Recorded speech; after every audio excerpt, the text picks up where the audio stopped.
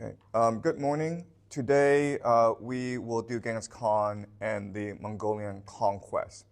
Now, as you know, the Mongols have a terrible reputation for their brutality, for their atrocities. Today, I want to make the argument to you that what they did, given the circumstances, given the constraints they were under, was actually logical and understandable. Okay? So that's the argument I will make to you today. All right, so the Mongols. The Mongols, as you know, they are a steppe people. The steppe are divided into the western steppes and the eastern steppes. And they basically go from Hungary in Europe all the way to what is modern-day Mongolia. And as we discussed, steppe culture is very different from agricultural culture that we find in the Levant, in Anatolia, Mesopotamia, and in China. In the grasslands, the economy is what we call nomadic pastoral, meaning they will raise cattle as their source of food, and they will travel wherever there is grassland. Okay, and because of their economy, they have developed a certain culture. They are extremely violent. Their society, their culture is based around violence. And there's a lot of competition within these certain groups. So rather than think of these people as a nation or a race of people, it's better to think of them as a culture. Okay? And for the longest time throughout human history, they have been divided among many different tribes. Throughout human history, the nomadic pastoral people of the steppes have always been in conflict with the agricultural empires.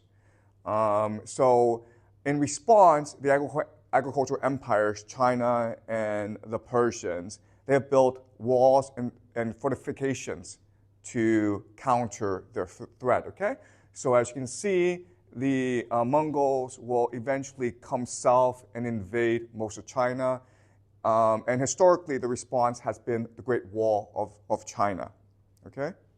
But also in Central Asia, the steppe people have been a threat as well, and they have built fortified cities as a response, okay? So even though the steppe people and their agricultural empires have always been in conflict, the Mongols have had a unique reputation in Western history as the most brutal, as the most violent. Okay, so the question we're looking at today is, why were the Mongols unique in their brutality? Okay, so there are lots of things that were said about the Mongols that we now know today are not true. Okay, so for example, back in the day, they had a reputation for cannibalism. They ate their opponents, they ate their enemies, and we know that's not true today. They also had a reputation for being devious. So for example, when they approach an enemy, they would hold the cross. Okay, the cross is a symbol of Christianity. So the Christian enemies would see this and think that they are allies. Okay, and only when they discovered that these are actually Mongols, but by then it was much too late. Okay, so the Mongols had a reputation for being extremely devious. They had a reputation for wanton brutality. They would destroy entire cities and kill all the people. Previously, historians believed they killed about 65 million people. Today, that figure is disputed. Okay, but if that were the case, then the Mongols killed more people than any other regime in human history before the 20th century. Genghis Khan is considered the greatest conqueror in human history. So the statistic that surprises everyone is 1 out of 200 males today, they're a direct descendant of Genghis Khan. So that's like 16 million people, okay? 16 million males in the world are direct descendants of Genghis Khan, right? So that is the reputation that the Mongols had for most of history. And what I want to show you today is the Mongols are not unique among the steppes people, okay? And the way they behaved, there was a strategy, there's a logic to the way they behaved, given the circumstances and constraints they found themselves under. Okay, so as you know in this class, the steppe people were the greatest conquerors in human history. Okay? So this started with the Yamnaya, who were based in the Ukraine area. And we know the Yamnaya, who are also referred to as the Proto-Indo-Europeans, as well as the Aryans. Okay? They spread throughout most of the Western world. So they went to Europe, and as you know, they basically replaced the entire male population of Europe. And they intermarry with the local woman to create European culture.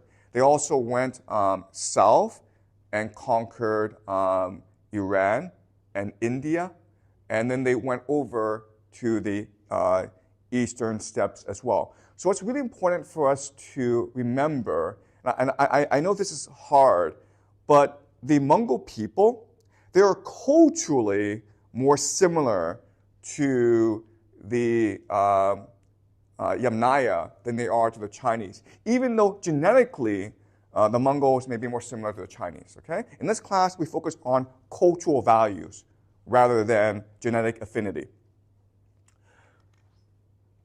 Okay, so over time, what will happen to the Western steppes is it will slowly acclimatize itself to the surrounding agricultural empires. And slowly, the Western steppes will become integrated into the agricultural and into their agricultural neighbors. So the example here is Scythia.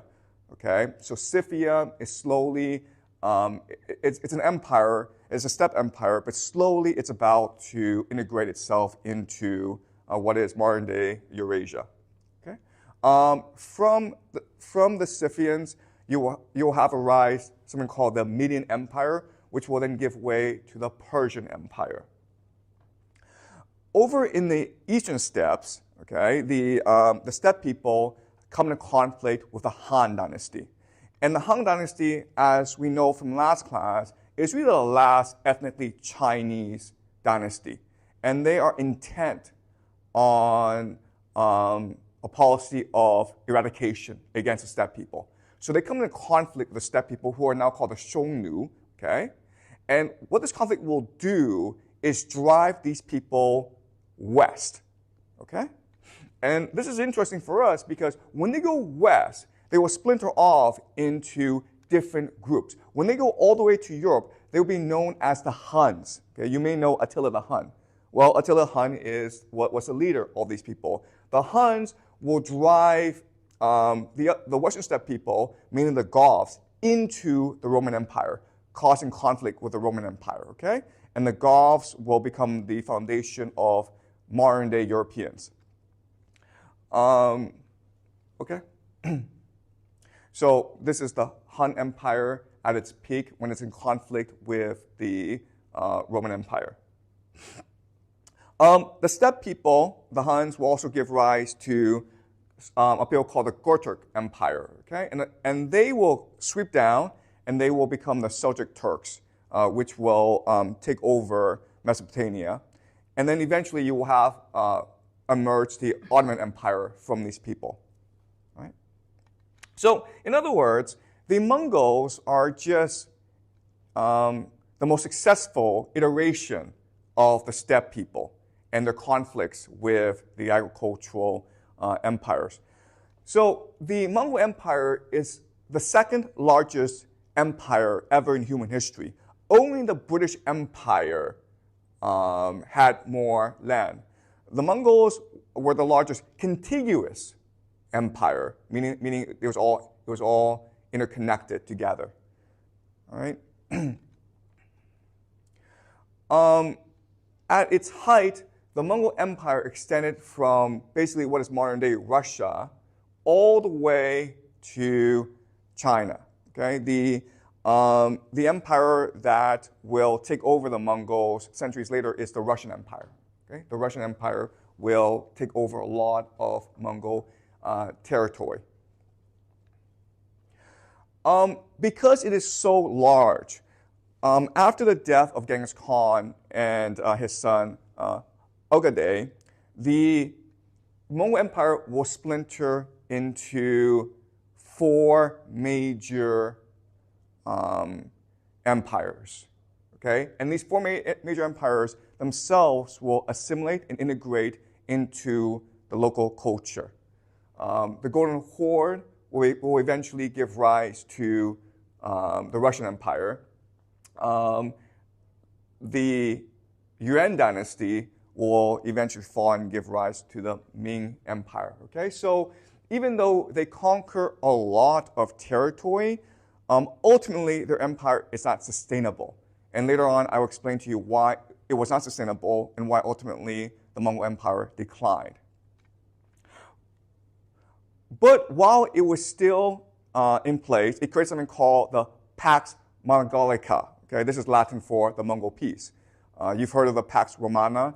We are now living in the Pax Americana. Okay, so the Mongols created something called the Pax Mongolica, which just meant they believed in globalization. They wanted their conquered nations to trade with each other because they could collect taxes on the trade, and they encouraged people, especially merchants, to travel across their empire and trade with each other.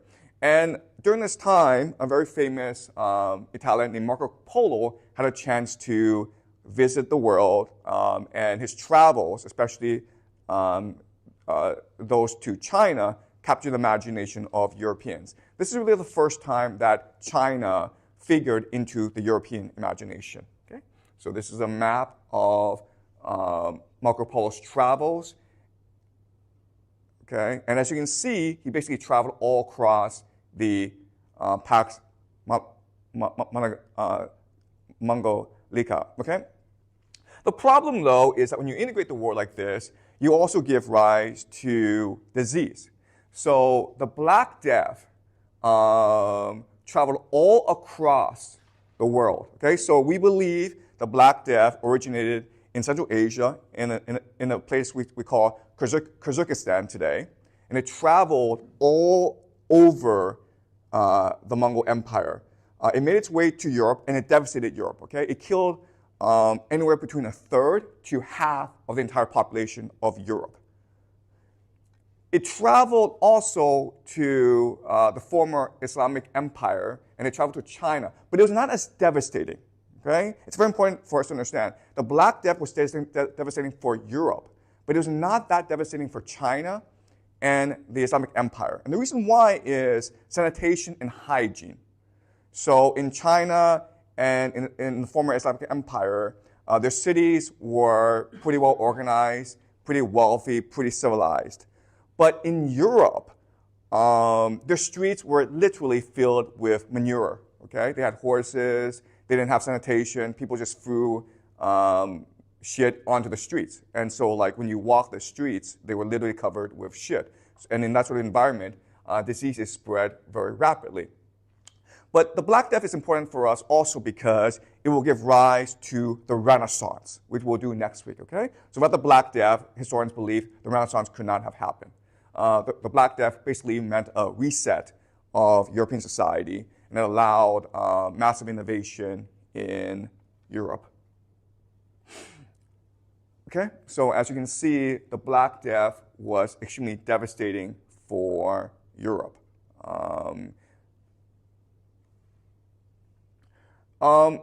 After the Mongols will come another great conqueror called Tamerlane, and he will be the last great conqueror from the steppes.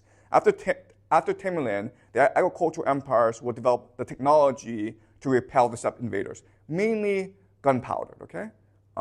The technology and mass armies will overwhelm the steppe people, and eventually, over time, the agricultural nations, mainly Russia, will start to colonize and conquer the steppes.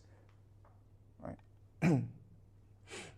Okay, so let's look at today at Genghis Khan, who is the founder of the Mongol Empire. Okay? Genghis Khan will, first of all, unite the warring tribes of the Mongol people. He'll turn them into a confederation.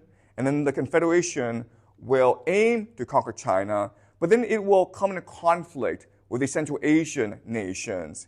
And so Genghis Khan will embark on these Central Asian campaigns that are brutal. He'll wipe out entire cities. He'll kill all inhabitants. And he will lay the foundation for the Mongol conquest that will follow after him. Okay? And again, after the death of his son, Ogedei, the Mongols will split into 4 major factions, and they will attempt to continue the legacy of conquest. But what will happen is, after they conquer the Song Empire in 1279, they will attempt to conquer Japan and Vietnam. And when they try to do so, they will be repelled. They try to conquer Japan twice, and even though the legend is that Japan was saved by the kamikaze, right, the great divine wind, I will show you that's actually not true. There's another reason why the Mongols stopped invading Japan. So in the East, they've reached the limit of their conquest. They tried to conquer India as well, but when they tried to do so, they were repelled. And historians argue about the reason why this is the case. Some believe it was because of the climate of India. Some believe it was because the Sultanate of Delhi had a organized and concerted response. Some others believe it was just internal fighting, okay? When they try to reach Europe, they will try to conquer Poland and Hungary. And even though they win every single battle against the Poles and Hungarians, they will ultimately turn back.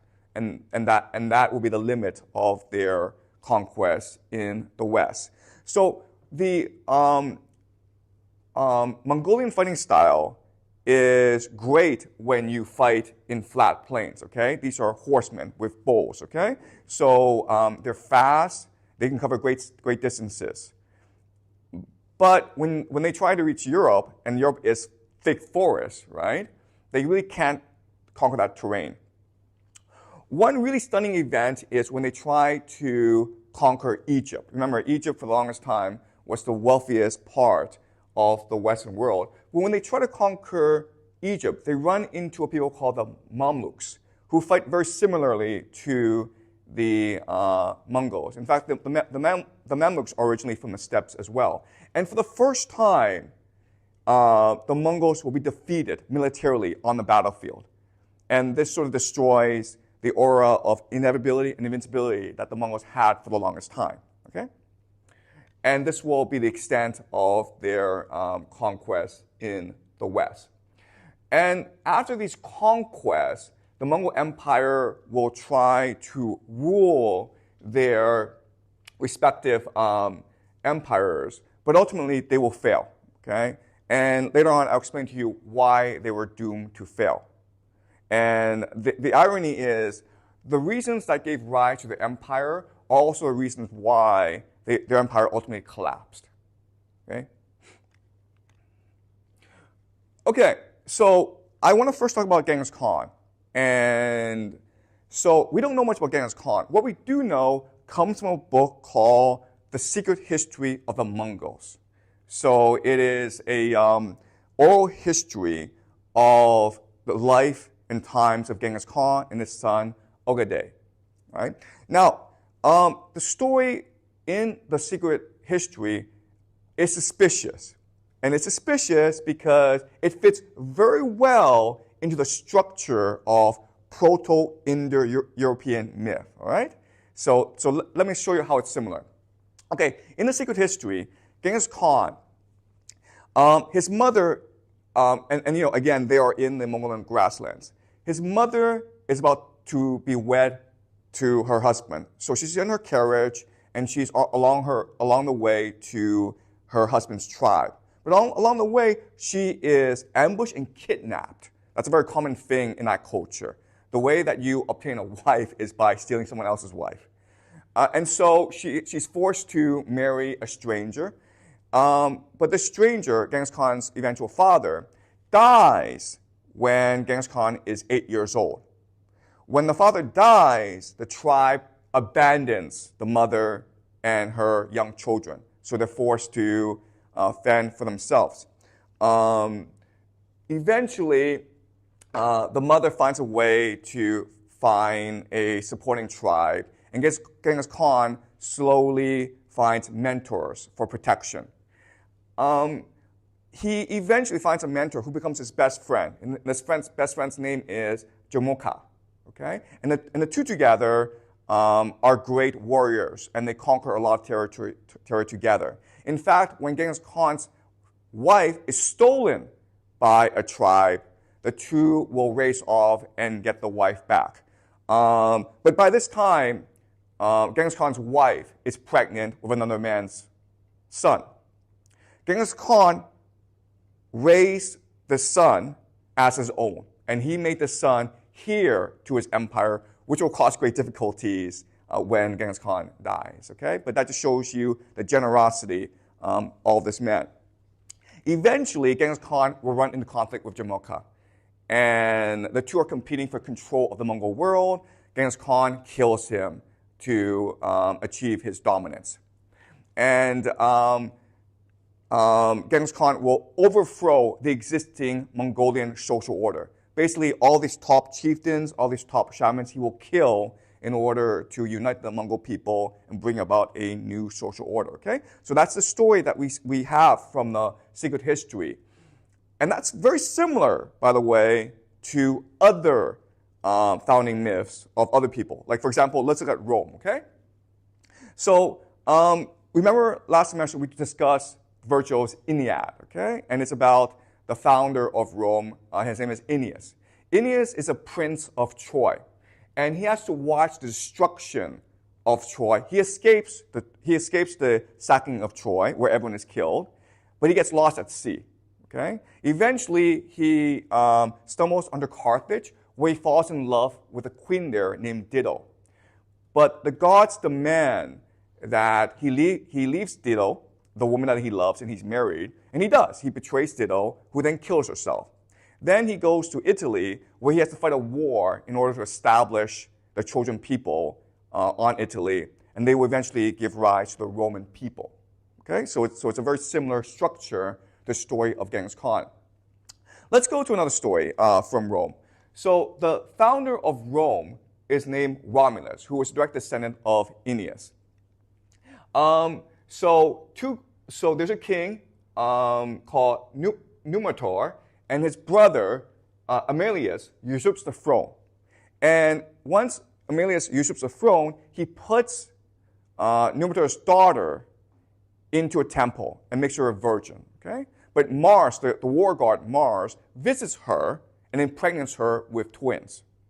Numitor demands the twins be killed, and the twins are left alone by the Tiber River. Okay? And everyone thinks that they will drown. But they are miraculously saved, and a she-wolf nurses them, and a shepherd adopts them. Eventually, they discover their true heritage, and they help their grandfather, Numitor, kill his brother Aemilius and restore the throne. Then the two go off to found their own city, which is Rome. Okay, but there's going to be one king, so the two fight, and Romulus kills his twin brother Remus. All right, and then Romulus becomes Rome's first king, which will eventually give rise to the greatest empire in the European world. All right, so as you can see, the structures are very similar. So let's go over very quickly the structure and meaning of Proto-Indo-European myth.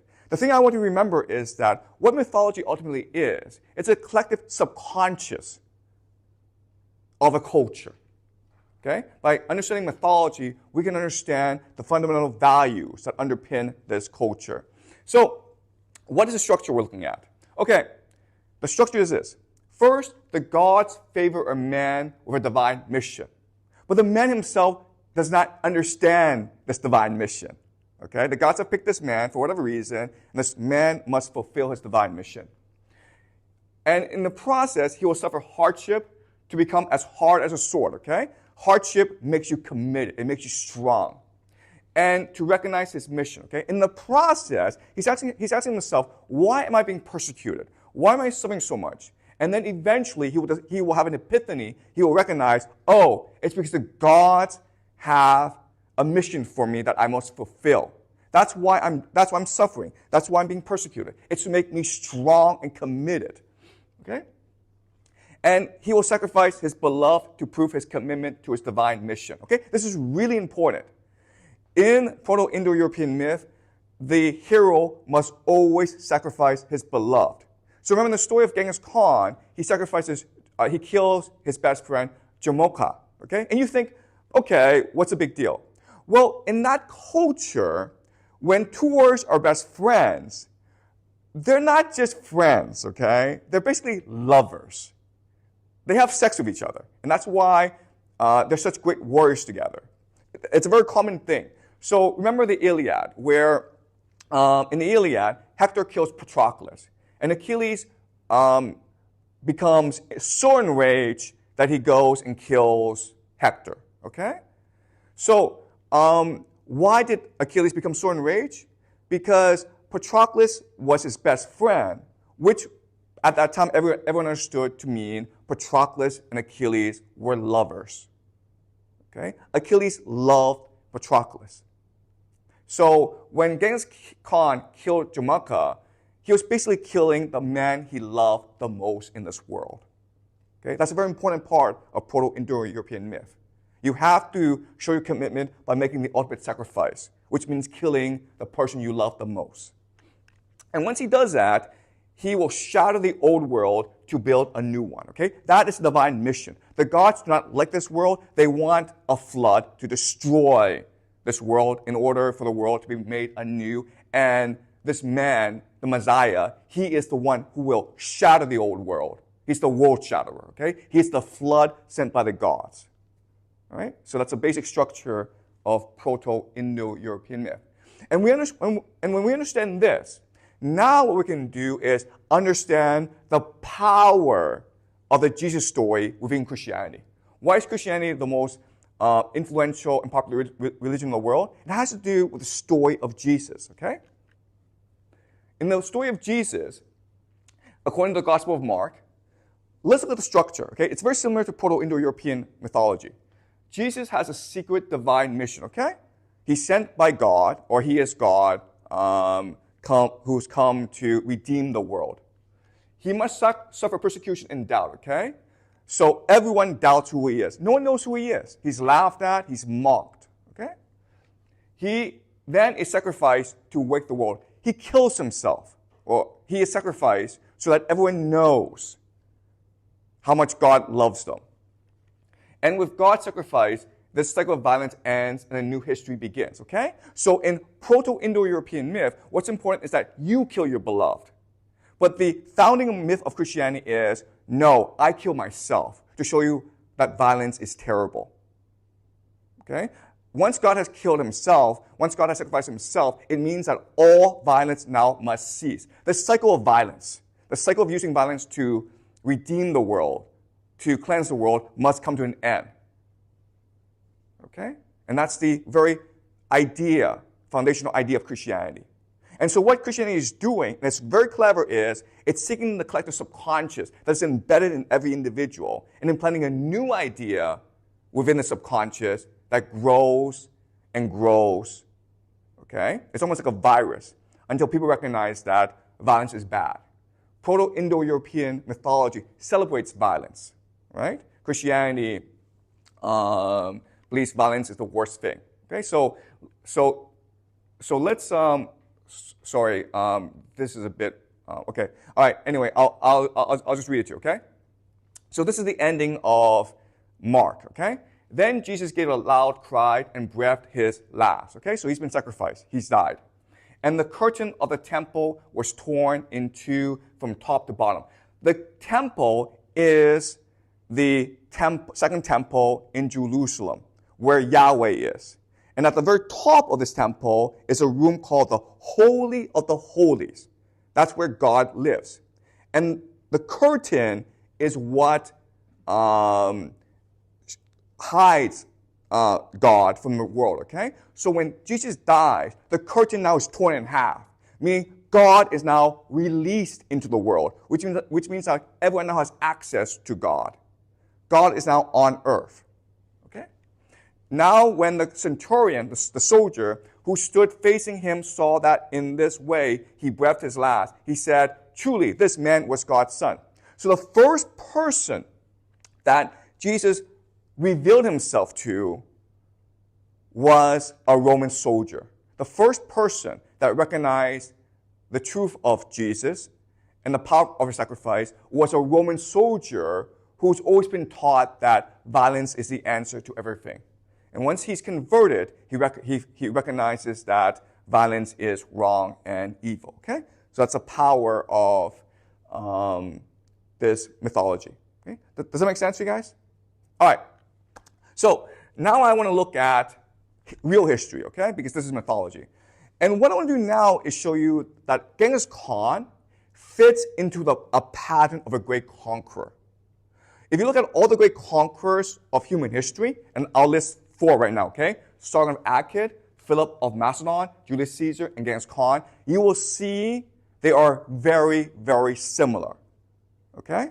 So let's look at Sargon of Akkad. Remember before, in Mesopotamia, it was divided into the Sumerian city-states that warred with each other. And these were walled cities. Because these were walled cities, they couldn't really conquer each other, okay? Sargon of Akkad figured out a way to conquer everyone and build the first empire in world history called the Akkadian Empire. So we don't know much about him, but this is what we know. First of all, he was probably a mercenary, okay? It's very common back then to be a mercenary because these city-states were at war with each other always. He was a cupbearer to the king Zabba of Kish. Kish is one of these city-states in Samaria. Now, guys, cupbearer is a very important position. A cupbearer means that when you're the king and you have a feast or a festival for your people, the cupbearer is a man who stands beside you and pours you the alcohol, the wine, right? Which means this is the man you trust the most. So what does it mean for Sargon of Akkad to be a cupbearer?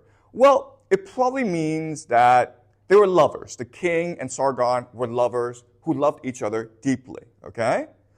But that doesn't prevent Sargon from killing the king and taking the throne, which starts this massive war in the city-states in which Sargon will eventually triumph, okay?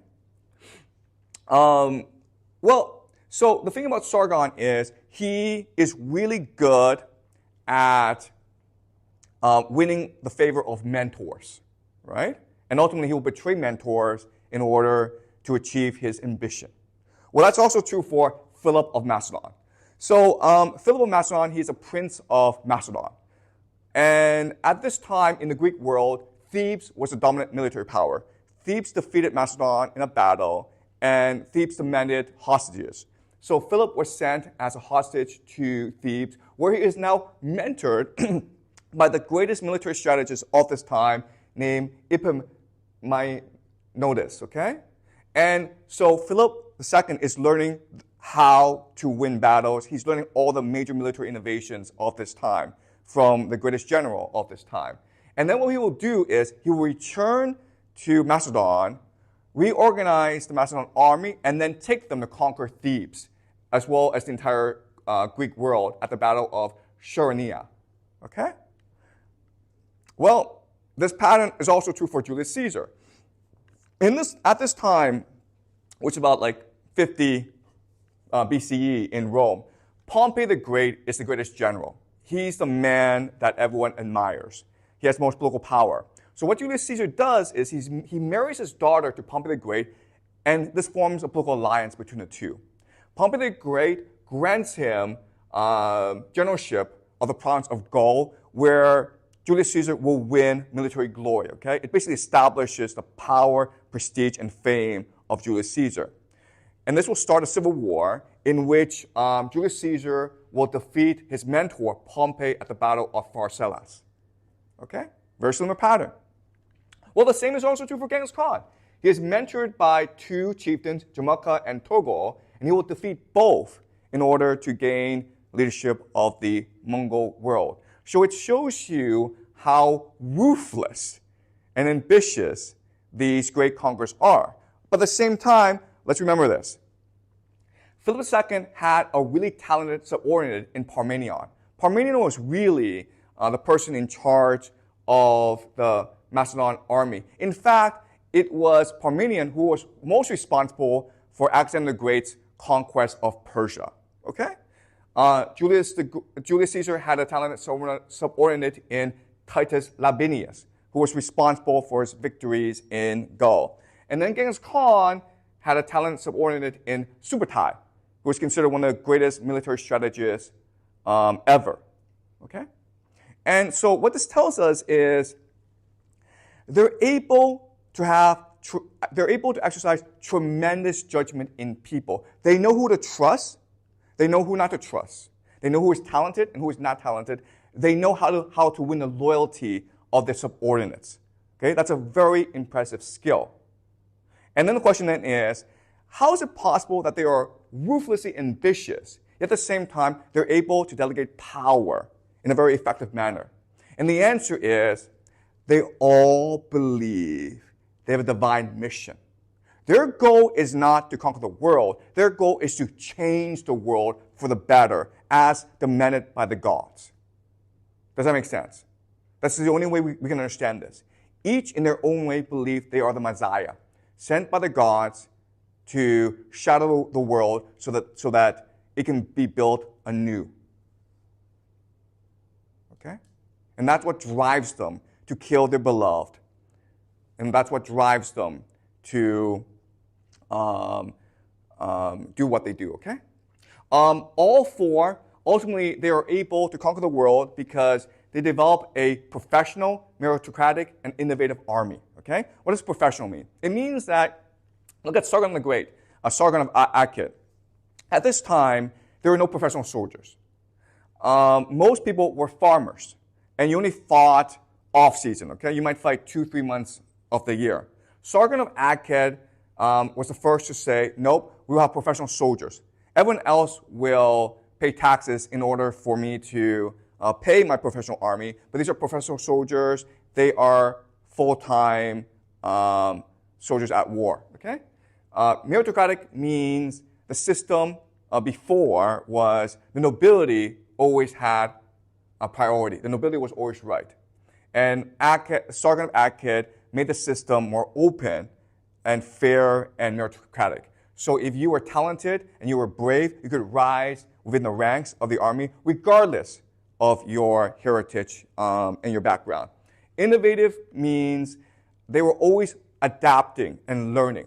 So Sargon of Akkad was able to conquer the Sumerian city-states, which again were walled, by adopting siege warfare, which was unheard of before. Okay? And the same is true for Philip, Julius Caesar, and Genghis Khan. Right? So again, Genghis Khan fits into a pattern here of what these great conquerors look like. Does this make sense to you guys? Any questions so far? All right, let's continue. Okay, so now I want to discuss why the Mongols did what they did. Okay? Why did the Mongols commit so many atrocities? What was the logic or reasoning behind their brutality? All right. In order for me to do so, I'm going to introduce to you today a new analytical model called game theory. Okay? The idea of game theory is this. All human interaction can be perceived as a game in which at least two people are playing, and they're trying to defeat each other. Okay? So, for example, let's just say, these two guys are fighting each other. Okay? They want to kill each other. Now, according to game theory, each person has a distinctive optimal strategy. Okay? It's called optimal strategy. Optimal strategy is, given the constraints of your circumstance, what is the best way for you to win? Okay, so if you're the big guy, okay, this is the big guy, he wants the game to be fair, which is like, let's just arrange to fight at a certain time, and we'll fight, okay? And he wants to use this strategy because he is most likely to win. But if you're this guy, a small guy, right, let's call him A, and you're fighting B, you don't want to do that because you're bound to lose. So what you do is you figure out a time when B is most vulnerable. Maybe when he's asleep or he's eating, and you attack him then, okay? You basically have to cheat in order to win. So each individual has a distinctive optimal strategy, all right? Now, this sounds easy, but it's not, because often there are multiple players in the game, okay? So you have C and you have D. And when you have multiple players in the game, you have to think about alliances and coordination, okay? So it's possible that A and D will form an alliance to attack B, which will force B and C to form an alliance, okay? But once maybe C and B kill off D, then A and C will form an alliance to kill off B, okay? So what this tells us is, not only does each person have an optimal strategy given the constraints of the game, but this optimal strategy will change according to the circumstances. All right? Also, what's important for us to remember is that there are always these external constraints. External constraints might be just weather or weapons or whatever, okay? So game theory sounds easy, but it's extremely complicated because you always have to switch perspective in order to better understand why this person is doing what he or she is doing. Okay? Does that make sense? All right. So let's look at game theory and apply it to the Mongols. Okay, remember, the Mongols are a borderland people and they're fighting empires. And remember, if you're a borderland, okay, borderland empire, you have three distinct advantages. Okay, you have energy, you're open, and you're opportunistic. Okay, these are the three advantages that you have as a borderland people like the Mongols. As an empire, your three advantages are mass, you have a lot of people. You have organization, you have depth. Okay? So it seems, so again, given the strengths, it is not that easy to determine who will win. Okay? But we're trying to figure out the mentality of the Mongols. Okay? We know the Mongols have these three strengths, and they're trying to defeat the empire, which has these three strengths. At the same time, we have to remember the Mongols themselves have three fundamental weaknesses that they must compensate for if they are to win. Okay? So let's go over their major constraints. The first constraint that they have is extremely low population. Okay? There are not that many of them. In fact, they're often outnumber 100 to 1. And so that's a major constraint. When Genghis Khan was alive, at his height, he had anywhere between 100,000 to 200,000 troops. Okay? The second constraint is the idea of distance and geography. What I mean by that is the Mongols had to fight over huge territory because Central Asia is a huge land, right? And this is problematic because of supply issues. Supplies. What this means is, if you're the Mongols, the thing that you cannot ever fight is a war of attrition. A war of attrition just means a long war in which you're trying to deplete the other person's resources. If you're the Mongols, the worst thing that can ever happen to you is if you're stuck in a war of attrition. if the siege is too long or the war lasts for too long, okay? Because eventually you'll run out of soldiers. So that's what the Mongols fear the most, okay? So distance. The last thing, this is really important, is governance. Governance just means the Mongols are nomadic people who do not know how to govern other people. So they don't be stuck in a situation where they're forced to govern other people. Okay? Does that make sense? And what this means is the idea of whole territory. When you conquer a new land, what you usually do is you put in place a new regime. They can't do that because they don't have the personnel for that. Okay? They often don't even have the personnel for siege warfare, but what they will do is recruit Chinese engineers, Indian engineers in order to implement siege warfare, okay? But bureaucrats are very hard to compensate for, okay? So these are three fundamental weaknesses of the Mongol system. Low population, they have to fight long distances, and therefore they have to worry about supplies, and they don't know how to govern other people, okay?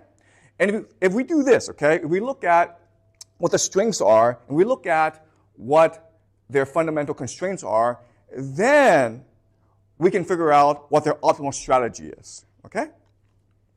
So this is the optimal strategy for the Mongols.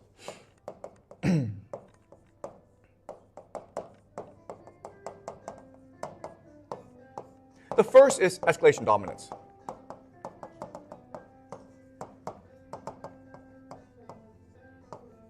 Okay, escalation dominance is this, okay? There's a concept in political science called escalation ladder. The escalation ladder, I mean, it's a very simple concept. It means like violence always escalates. So for example, I get into an argument with someone, okay? Well, what first happens is we start to argue, but then eventually this argument becomes much more heated and we start to push each other, okay? Then I might throw a punch, he throws a punch back, then I might bite him, he might bite me back, I might pull out a knife, he might pull out a gun, okay? This is called escalation ladder, okay? Violence has to happen over time, okay? And this is fine, but the problem is, what if you're fighting multiple people at once, right? So what you want to do is show other people that you are more dominant, okay? So if you insult me, I'll put a gun on you and I'll shoot you, okay? That's the idea of escalation dominance. I always have the capacity to inflict more damage on you than you could ever possibly inflict on me, okay? And that's why the Mongols did what they did. So what would often happen is the Mongols would send a trade delegation to a nation to negotiate a trade deal. And the nation, usually in Central Asia, they would kill all the delegation in order to insult Genghis Khan. In response, Genghis Khan would send his army to destroy the entire city, burn down the city, and kill everyone, okay? This is the idea of escalation dominance. You have to prove escalation dominance if you are to be a viable threat to everyone, okay? So that's the first idea, escalation dominance. Second idea is the idea of terror, or what we call psychological warfare. If you are badly outnumbered in warfare, then you have to make people afraid to fight you, okay? If you cannot govern people, if you don't know how to properly manage people, you have to make people afraid to rebel, okay? So the Mongols were notorious for psychological warfare. So for example, what they would do is this. They would conquer some territory, and to ensure the villagers would not ever rebel, they would send one Mongol soldier into the village, okay? And this is one soldier, and there might be 1,000 villagers. And then what this Mongol soldier will do is randomly kill some villagers. He'll say, hey, you guys come over here, line up, and he starts killing people randomly, okay? And if the villagers ever rebel and kill him, then the Mongols will come and kill everyone in the village, right? So that's the idea of psychological warfare. But the Mongols do this to themselves as well, okay? So the Mongols have a system where units are divided into units of 10, okay? So 10 soldiers, and then these 10 soldiers times 10 will make up a unit. So what would happen is this. If ever in a battle, one soldier ran away from battle, all of the people in these units would be executed, okay?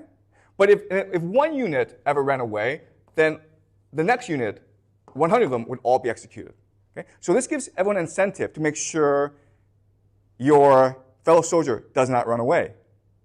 Okay? So the Mongols had psychological warfare not just for other people, but also for themselves. And that's just the way the Mongols fought. And they had to fight like this, given the fact they were greatly outnumbered. And they had to win quickly against their enemies. Right? Does that make sense? Okay? And the last thing, which is the most important, is they had to create an aura of inevitability and invincibility. At this time, people were literally telling people, these Mongols are not human. They are demons. They have come from Tartarus. And that's where we get the name Tartars. They have come from Tartarus, hell, in order to kill everyone, okay? These are demons.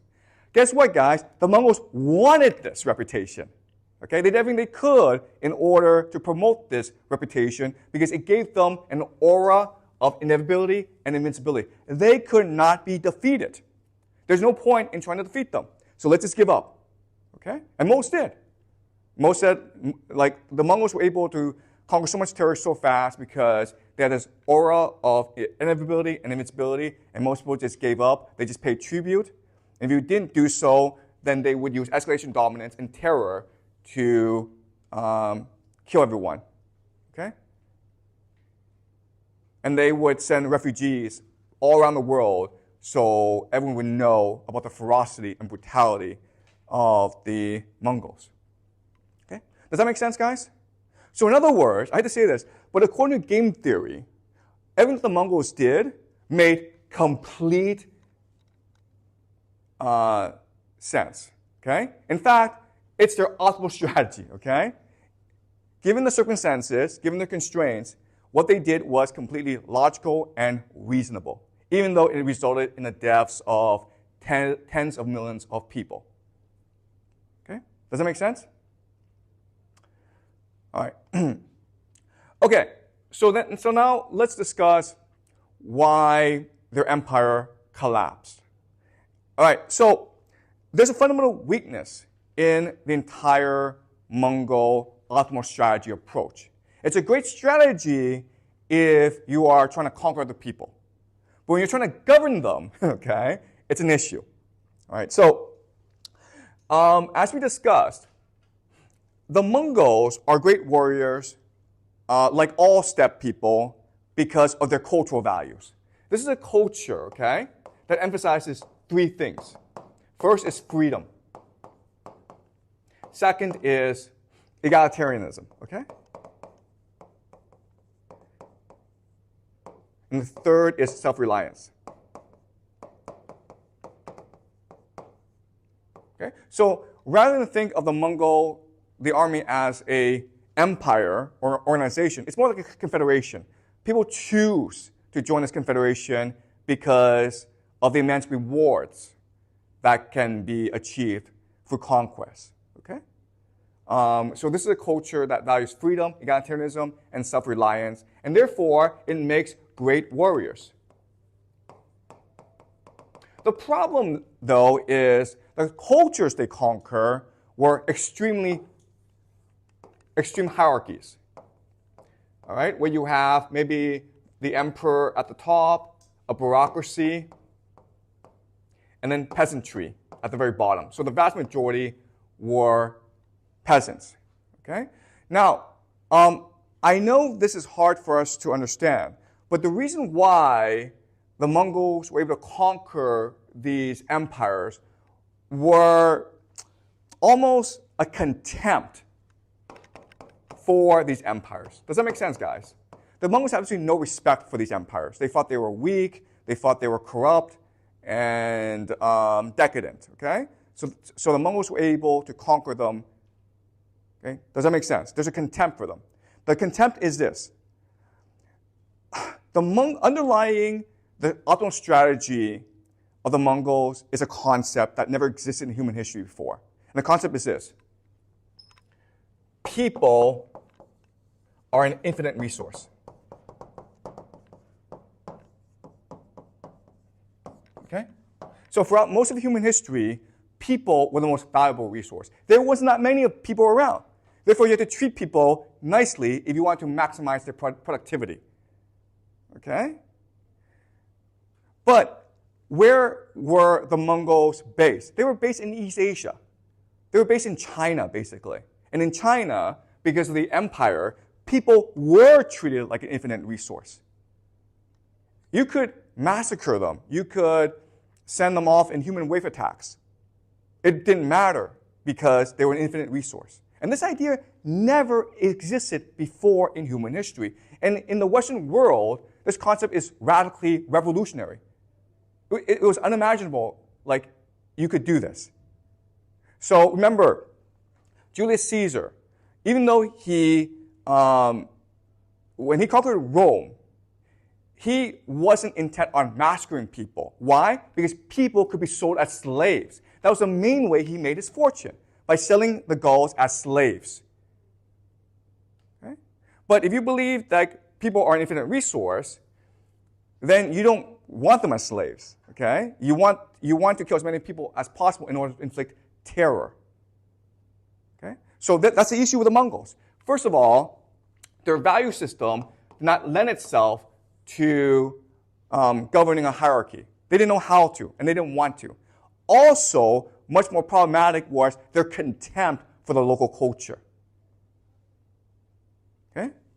If you have contempt for the local culture, you're going to have problems managing the people. So in China, during the Yuan dynasty, the Chinese, there's a class system. The Mongols were at the top, and the Chinese were at the very bottom, okay? The foreigners were sort of in between. And that just shows you the Mongol contempt for Chinese people. And that's why ultimately the Chinese people rebelled against the Mongols.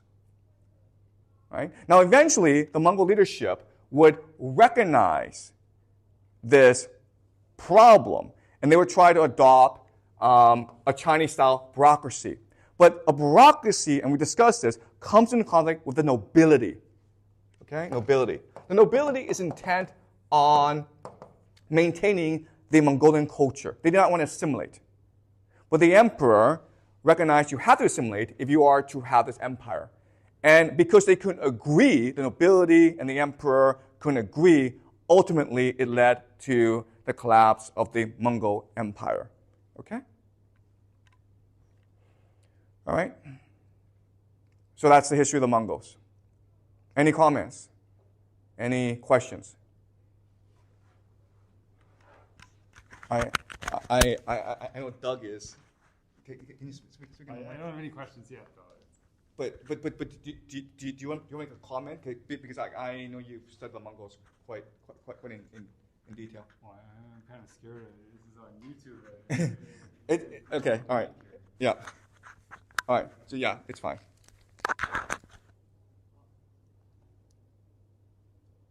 Okay, any questions, guys? Like, I know there's a lot to take in, so, ask questions. Tell me where areas you are confused by.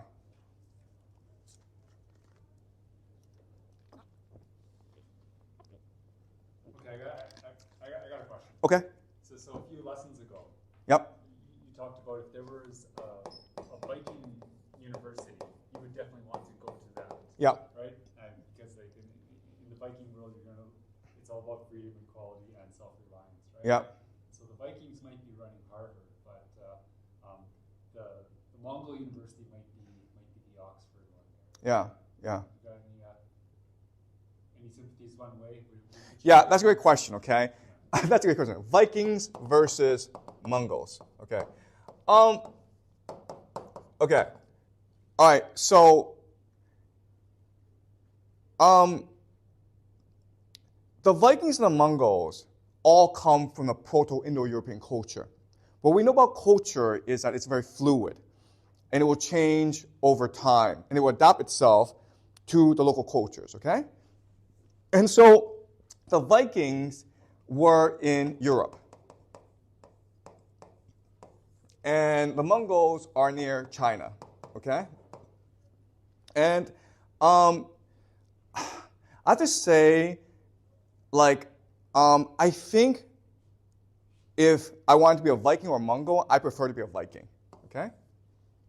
And the reason why is the Vikings never really adopted a belief that people were an infinite resource. They couldn't because Europe was very poor.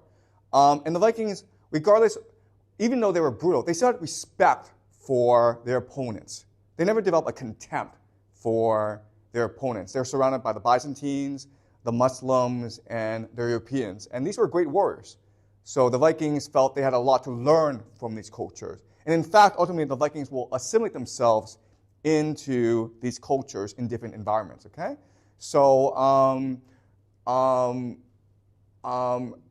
the Mongols are different, though. The Mongols are based in East Asia, and they did ultimately adopt a belief that people are an infinite resource. And they had tremendous contempt for Chinese culture, okay? And that changes you as a person. When you believe that people are an infinite resource and you are contemptuous of other cultures, it also, in a way, makes you contemptuous of yourself, if that makes any sense. Okay? And so ultimately, that's why the Mongols were not able to, even though they had tremendous wealth, they didn't really produce cultural monuments. We don't have, like the Vikings, I mean, as I mentioned, the Vikings were fundamental development of Western civilization. The Mongols were not fundamental development of any civilization. I mean, they caused a lot of havoc, and they were great conquerors, but they didn't leave a rich cultural legacy. So, and I think it has to do with the belief, like, people are an infinite resource, okay? So I would much prefer to be a Viking. I would much prefer to be enslaved by a Viking than a Mongol. Like if I were a slave, I would much rather be a slave to a Viking than a Mongol, okay? If I were a slave to a Viking, then the Vikings would at least become my friend. They'd be like, hey, tell me about your culture. Are there any stories that you can tell us? Okay? And if you were a great storyteller, then they would make you, they would treat you very, very nicely because you're helping them learn more about your culture, okay?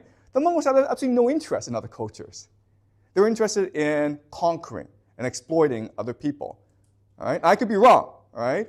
And I'm probably making these crass generalizations, but I believe with the Vikings, there's a general curiosity about the world that comes from a general respect of other cultures. Whereas the Mongols were not curious about the world, they were intent on conquest and enslaving other people and exploiting other people. Okay? They were predators. And again, that could be my prejudice, but based on my readings so far, that would be my belief. But please change my mind. Sounds good. Okay. All right. Thanks for the question. Okay, great question. And any other questions? You mentioned that in the Mongol culture they don't have a lot of people, right? Sorry. So population, okay? So the Mongol population is loosely defined. Okay, do you understand? It's hard to say who's Mongol and who's not Mongol because that entire area has a similar culture, and it's very hard to figure out where the borders are. Okay, like you mentioned that it's a limitation for them that they have low population. yeah. Then why would they believe that people are an infinite resource? Okay, great question. Okay, yeah. So you're right. So the Mongols are a low population. So why would they believe that people are infinite resource? And the answer is because they are always in contact with China. Okay, so the Mongols were always in contact with China, and as I mentioned, the interaction happens in three ways. Okay, the Mongols are working as either mercenaries for dynasties in China, or they are trading. Okay, or they're raiding and pillaging, okay? So for centuries, there's been contact between China and the Mongols. So where did the Mongols learn the idea that people are infinite resource? Well, they learned it from China, right? And why did they learn from China? Because Chinese warfare was also predicated on the belief that people were an infinite resource. Does that make sense? So basically the entire idea of warfare in China is I organize this peasant army, I throw it at my opponent, okay? And if my entire army dies, guess what? I'll just go and I'll raise another peasant army and throw it at my opponent again. Okay? It's like human wave attacks. Okay, we call this human wave attacks. This was pioneered in China, okay? And the Mongols just took it and used it everywhere else.